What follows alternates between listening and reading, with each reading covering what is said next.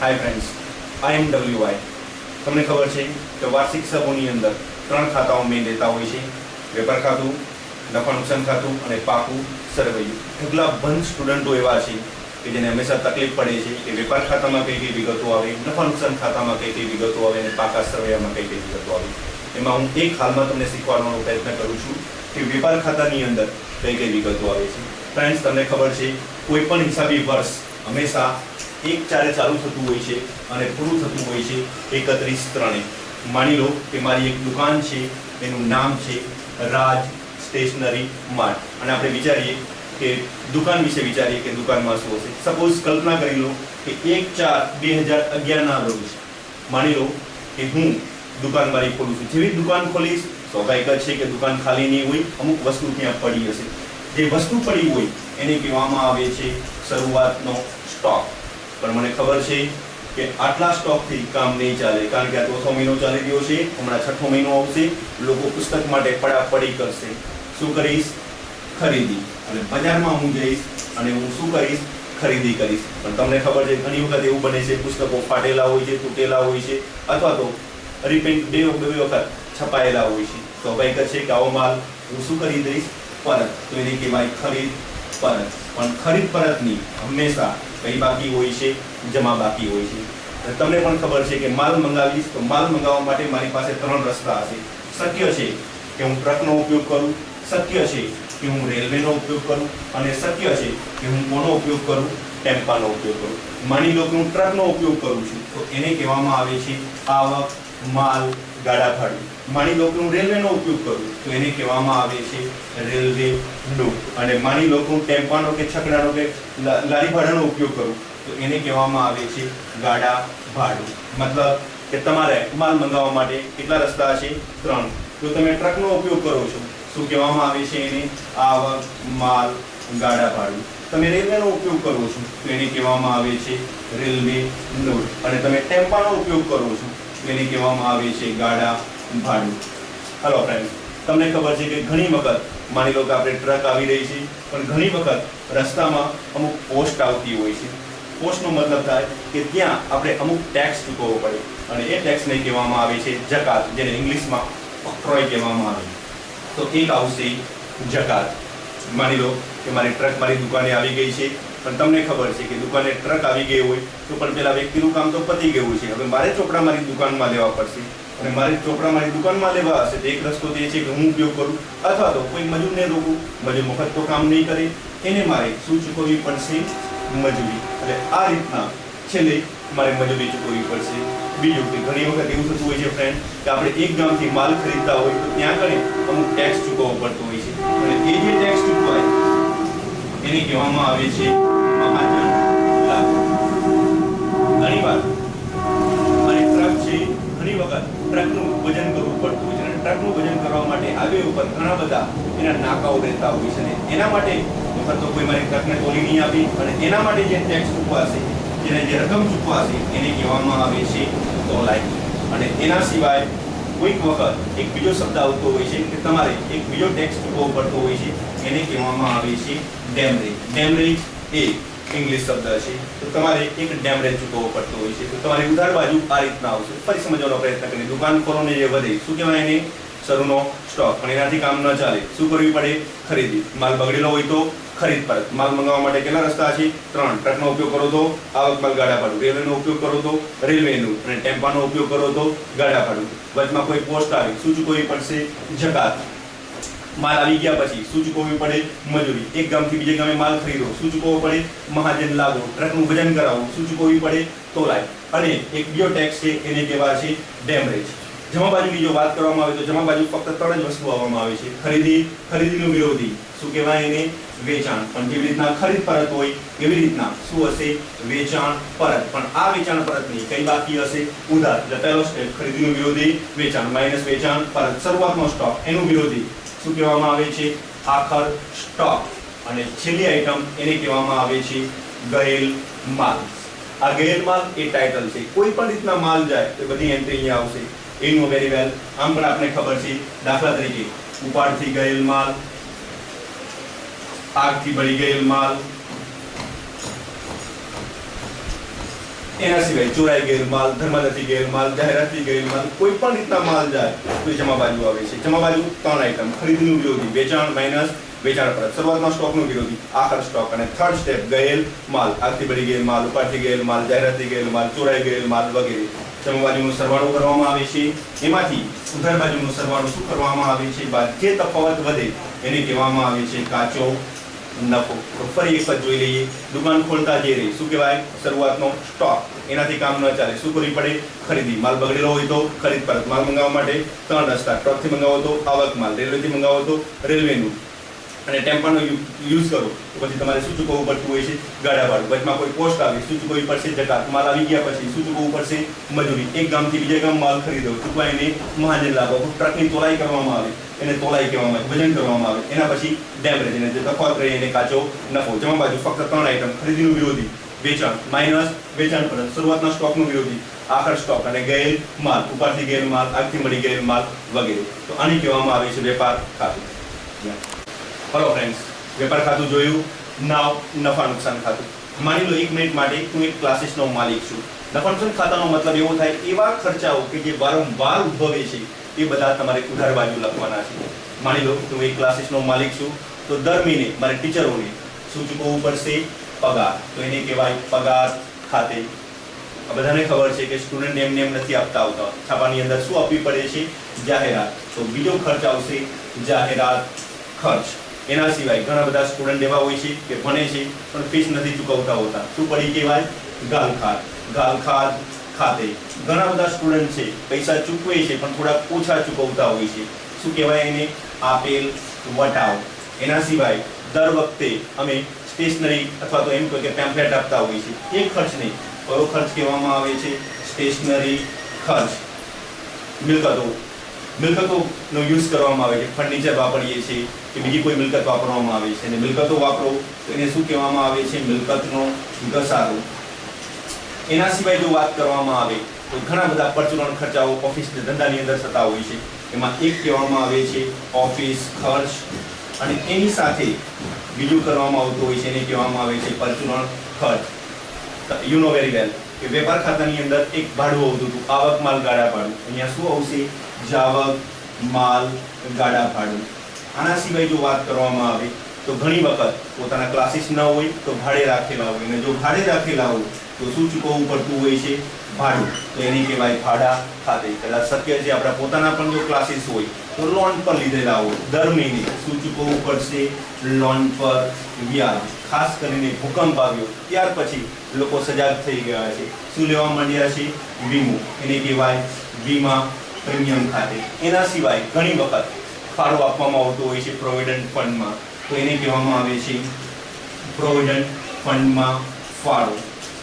આટલા જે ખર્ચાઓ છે એટલા કમ્પલસરી આવતા હોય છે. એના સિવાય જો વાત કરવામાં આવે તો એને કહેવામાં આવતો હોય છે વીજળી ખર્ચ. આટલા ખર્ચાઓ મેઇન રહેતા હોય છે. એના સિવાય પણ બીજા ઘણા બધા ખર્ચાઓ છે. દાખલા તરીકે કમિશન છે, દલાલી છે, બીઓડી બેંક ઓવરડ્રાફ્ટ વ્યાજ છે. તો આ બધા જ ખર્ચાઓ અહીંયા ઉધાર બાજુ નોંધવામાં આવતા હોય છે. તો આ બધા એવા ખર્ચાઓ છે કે જે દર મહિને થાય અને થાય છે. ફરી એકવાર જો વાત કરવામાં આવે, દર મહિને પગાર ચૂકવવામાં આવે છે, જાહેરાત ખર્ચ ચૂકવવામાં આવે છે, ગાલખાત ચૂકવવામાં આવે છે, આપેલ વટાવ, સ્ટેશનરી છે, મિલકતનો ઘસારો છે, ઓફિસ ખર્ચ છે, પરચુરણ ખર્ચ છે, જાવક માલ ગાડા ભાડું છે, ભાડા ખાતું છે, લોન પર વ્યાજ છે, વીમા પ્રીમિયમ છે, પ્રોવિડન્ટ ફંડમાં ફાળો છે, વીજળીનો ખર્ચ છે, બેંક ઓવરડ્રાફ્ટ વ્યાજ છે, કમિશન છે, દલાલી છે. તો આ બધા જ ખર્ચા એવા છે કે જે દર મહિને અથવા તો વારંવાર થતા હોય છે. તો એને મહેસૂલી ખર્ચા કહેવામાં આવે છે, અને એ નફા નુકસાન ખાતામાં કઈ બાજુ બતાવાય છે? ઉધાર બાજુ. જો જમા બાજુની વાત કરવામાં આવે તો વેપાર ખાતાની ઉધાર બાજુ કાચો નફો આવ્યો તો એ કાચો નફો ક્રોસ એન્ટ્રી તરીકે અહીંયા આપવામાં આવે છે. એટલે અહીંયા લખવામાં આવે છે વેપાર ખાતે. તમે કૌંસની અંદર લખી શકો છો કાચો નફો. આ બધી આપણી આવક થાય છે. મોટા ભાગે 3 આવક આપને મળતી હોય છે: મળેલ ભાડું, વટાવ અને કમિશન. મળેલ ભાડું,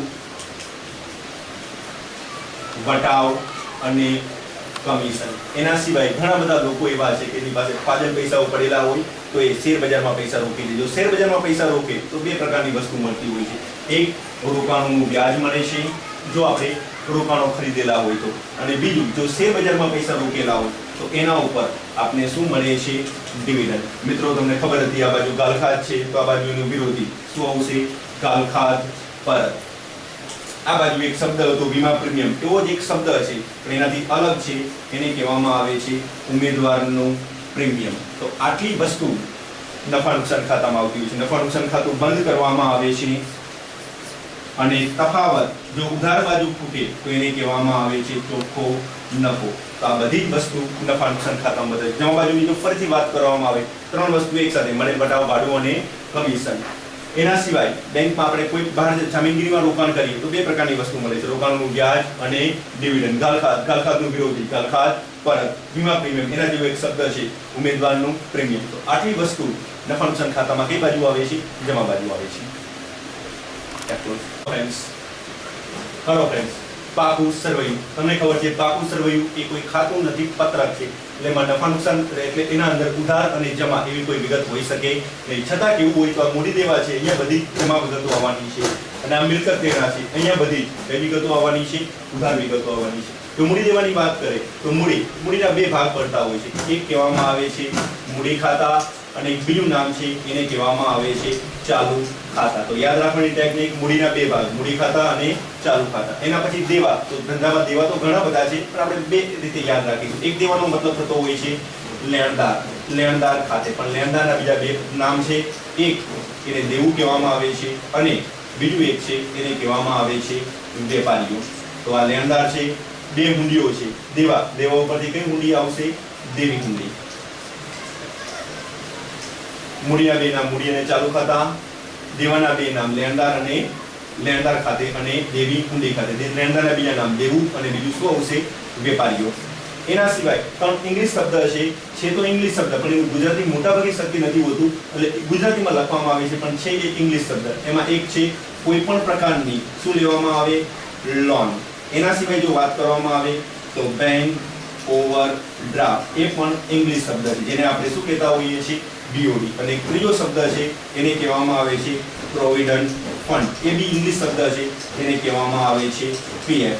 તો હું જ્યારે ત્રણ ઇંગ્લિશ શબ્દ કહું તો તમારા મગજની અંદર લાઈટ થઈ જોઈએ લોન, PF અને શું આવશે? Bank overdraft. એના સિવાય જો આગળ વધવામાં આવે તો બે શોર્ટ શબ્દ આપવામાં આવે. તમને પણ ખબર છે જેને હું કહેતો છું ચુબા અને ચુબાનો મતલબ થાય ચૂકવવાના બાકી ખર્ચા, પણ હું એને શોર્ટમાં હંમેશા શું કહું છું? ચુબા. એના પછી જો આગળ વધવામાં આવે તો ચુબા અને એટલે અગાઉથી મળેલ આવક, પણ એને શોર્ટમાં હું શું કહેતો હોઉં છું? ચુબા અને ચુબા એટલે ચૂકવવાના બાકી ખર્ચા અને એટલે અગાઉથી મળેલ આવક. આના સિવાય જો આગળ વધારવામાં આવે જો તો અનામતોની અંદર આવતું હોય છે. એક તો આવતી હોય છે સામાન્ય અનામત ખાતે અને એક આવતું હોય છે કારીગર નફા ભાગ ભંડોળ. ઘણીવાર આગળ કારીગર, અકસ્માત, વળતર, ભંડોળ પણ આવતું હોય છે જેને KAVV કહેવામાં આવે છે. જો ફરી જોવામાં આવે તો આ બાજુની વિગતો બહુ જ સિમ્પલ છે. મૂડીના બે ભાગ. કયા બે ભાગ? મૂડી ખાતા અને ચાલુ ખાતા. દેવાના બે ભાગ કયા આવશે?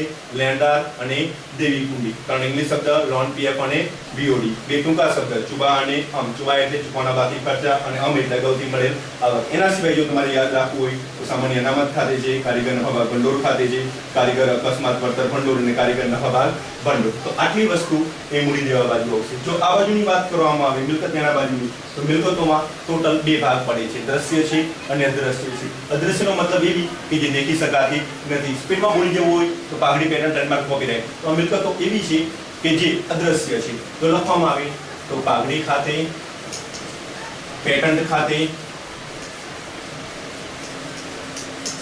પાઘડી, પેટન્ટ, ટ્રેડમાર્ક ખાતે અને કોપીરાઇટ ખાતે. તો જ્યારે હું એમ કહું કે અદ્રશ્ય મિલકતો ત્યારે તમારા મગજમાં ચાર લાઈન આવી જોઈએ: પાઘડી, પેટર્ન, ટ્રેડમાર્ક અને કોપીરાઇટ. પાઘડી, પેટર્ન, ટ્રેડમાર્ક અને કોપીરાઇટ. અને જ્યારે હું સાથે દ્રશ્ય મિલકતની વાત કરું તો જમીન, મકાન, યંત્રો, વાહનો અને ફર્નિચર. ચાર: જમીન, મકાન, યંત્રો ખાતે, વાહનો ખાતે અને ફર્નિચર ખાતે. તો આ ચાર એ દ્રશ્ય મિલકતો છે. ફરી કહેવામાં આવે તો 4 અદ્રશ્ય પાઘડી પેટર્ન ટ્રેડમાર્ક અને કોપીરાઇટ. 4 દ્રશ્ય જમીન મકાન યંત્રો વાહનો અને ફર્નિચર. એના આ બધી મિલકતો તો છે. આના તરફ આગળ વધીએ લેણા. લેણાનો મતલબ થાય આ દેવાની જેમ લેણદાર અને દેવી હુંડી હતા, અહીંયા એનાથી રિવર્સ થશે. એક તો થશે દેવાદાર ખાતે. મોસ્ટ ટાઈમ દેવાદારના જો બીજા નામ કહેવામાં આવે તો એકનું નામ છે લેણું અને એક આવતા હોય છે ગ્રાહકો. દેવાદાર કહેવામાં આવે છે. લેણા ઉપરથી કઈ હુંડી આવશે? લેણી હુંડી. તો મિલકતોના 8 ભાગ, લેણાના કેટલા ભાગ આવશે? 2, દેવાદાર અને લેણી હુંડી. એના સિવાય અહીંયા બે શોર્ટ શબ્દ હતા, ચુબા અને અમ. તો અહીંયા જે આગળ વધવામાં આવે તેને કહેવામાં આવે છે અચુ અને મબા. અચુનો મતલબ થાય અગાઉથી ચૂકવેલ ખર્ચ, જેને શોર્ટમાં શું કહેવામાં આવે છે? અચુ. મબાનો મતલબ થાય મળવાની બાકી આવક, એને શોર્ટમાં શું કહેવામાં આવે છે? મબા. એના સિવાય પણ જો આગળ વધવામાં આવે તો અહીંયા હતું એક સ્ટોક હોય છે, કોઈ પણ પ્રકારનો સ્ટોક અહીંયા આવે. પછી માલનો સ્ટોક હોય, સ્ટેશનરીનો સ્ટોક હોય, પેકિંગનો સ્ટોક હોય, જાહેરાત સ્ટોક હોય, એટલે કોઈ પણ પ્રકારનો સ્ટોક એ પણ આ બાજુ આવશે. એના સિવાય જો આગળ વધવામાં આવે તો આપણે ખબર છે કે અહીંયા બેંક ઓવરડ્રાફ્ટ હતું, જો એનું રિવર્સ કરવામાં આવે તો એને કહેવામાં આવે છે રોકડ કે બેંક સિલક. અને છેલ્લો સ્ટેપ, જો તમે કોઈ પાજલ પૈસા પડેલા એનું બહાર ઇન્વેસ્ટમેન્ટ કરેલું હોય તો એને કહેવામાં આવે છે રોકાણ ખાતે. તો આટલી વસ્તુ મિલકત ત્યાં સાઈડ આવશે. ફરી એક વખત જોવામાં આવે મિલકતના 8 ભાગ, 4 અદ્રશ્ય પાઘડી પેટર્ન ટ્રેડમાર્ક અને કોપીરાઇટ. 4 દ્રશ્ય જમીન મકાન યંત્રો વાહનો અને ફર્નિચર. લેણાના 2 અર્થ, દેવાદાર અને લેણા ઉપરથી કઈ હુંડી આવશે? લેણી હુંડી. બે ટૂંકા શબ્દ અચુ અને મબા. અચુ એટલે અગાઉથી ચૂકવેલ ખર્ચ અને મબા એટલે મળવાની બાકી આવક. એના સિવાય જો આગળ આવતા કોઈ પણ પ્રકારનો સ્ટોક, પછી માલનો સ્ટોક હોય, સ્ટેશનરીનો સ્ટોક હોય, જાહેરાતનો સ્ટોક હોય, પેકિંગ સામગ્રીનો સ્ટોક હોય. આ બાજુ હતું બેંક ઓવરડ્રાફ્ટ, એનું રિવર્સ કરવામાં આવે તો રોકડ કે બેંક સિલક. અને જો આપણી પાસે પાજલ પૈસા પડેલા હોય તો આપણે એનું બજારમાં શું કરી નાખીશું? રોકાણ ખાતે. છેલ્લે આ રીતે બધેનું ટોટલ, બંનેનું ટોટલ શું થઈ જશે? ટેલી થઈ જશે. Thank you.